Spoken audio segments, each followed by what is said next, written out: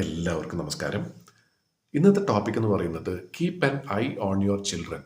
എപ്പോഴും നമ്മുടെ കുട്ടികളുടെ മേളിൽ ഒരു കണ്ണ് വേണം.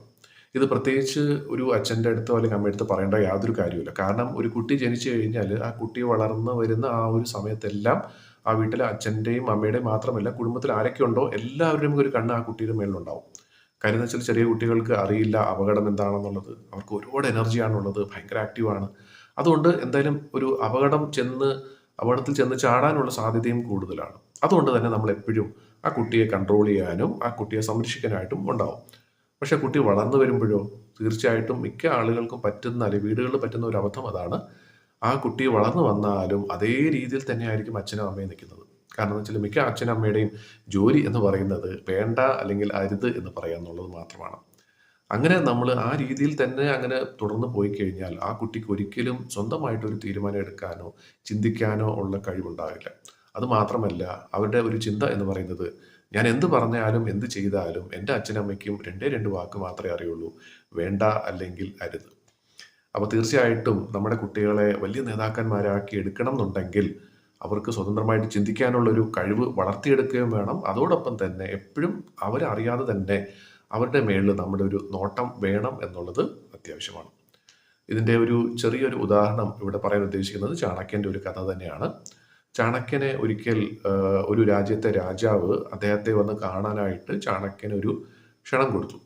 അപ്പോൾ ചാണക്യൻ തിരിച്ചൊരു മറുപടി കൊടുത്തു: ഇപ്പം നിങ്ങളുടെ രാജാവിനെ വന്ന് കാണാൻ എനിക്ക് സമയമില്ല. എന്താ കാര്യം എന്ന് വെച്ചാൽ ഭാവിയിലേക്കുള്ള ഒരുപാട് രാജാക്കന്മാരെ വളർത്തിയെടുക്കാനുള്ള ഒരു ശ്രമത്തിലാണ് ഞാൻ. എന്ന് വെച്ചാൽ പല ചെറുപ്പക്കാർക്ക് ട്രെയിനിങ് കൊടുത്തുകൊണ്ടിരിക്കുകയാണ് അദ്ദേഹം. അപ്പം അത് കുറേ ദിവസത്തെ കുറേ പരിപാടിയാണ്. ഇതെല്ലാം കഴിഞ്ഞതിന് ശേഷം ഞാൻ വന്നിട്ട് നിങ്ങളുടെ രാജാവിനെ കണ്ടോളാം. അപ്പം ശരിക്കും പറഞ്ഞാൽ ഇത് കേൾക്കുമ്പോൾ തന്നെ നമുക്ക് എല്ലാവർക്കും ചിലപ്പം തോന്നിയേക്കാം ചാണക്യന് ഇത്രത്തോളം അഹങ്കാരമോ. അതല്ല അവിടുത്തെ സത്യം എന്ന് പറയുന്നത്. ഒരു രാജാവിനെ, ഇപ്പോൾ ഉള്ള ഒരു രാജാവിനെ ചെന്ന് കാണുന്നതിനേക്കാളും എന്തുകൊണ്ടും ഏറെ പ്രാധാന്യം അർഹിക്കുന്ന ഒരു കാര്യമാണ് ചെറുപ്പക്കാരെ ട്രെയിൻ ചെയ്യുക എന്നുള്ളത്. അവരെ നല്ല രീതിയിൽ നേർവഴിക്ക് നടത്തിക്കൊണ്ടുവരിക എന്നുള്ളത്. കാരണം അത് ഒരു രാജാവ് മാത്രമാണ്. പക്ഷേ ഈ മുന്നിലിരിക്കുന്ന ചാണക്യന് മുന്നിലിരിക്കുന്ന ചിലപ്പം 10ഓ 30ഓ 40ഓ രാജാക്കന്മാരായിരിക്കും ഭാവിയിലെ രാജാക്കന്മാർ.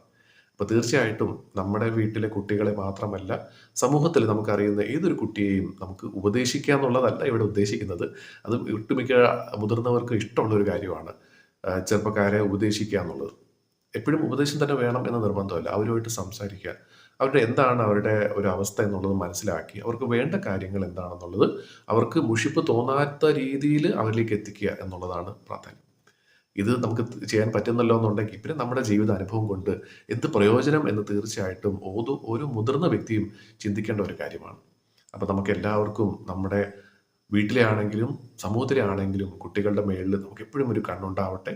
അതേപോലെ തന്നെ അവരെ സ്വതന്ത്രമായിട്ട് ചിന്തിക്കാനും തീരുമാനം എടുക്കാനുമുള്ള ഒരു കഴിവും കൂടെ നമുക്ക് വളർത്തിയെടുക്കാൻ സാധിക്കുകയാണെങ്കിൽ നമ്മുടെ ജീവിതം കൊണ്ട് നല്ലൊരു അർത്ഥമുണ്ട് എന്ന് നമുക്ക് തീർച്ചയായിട്ടും സമാധാനിക്കാം.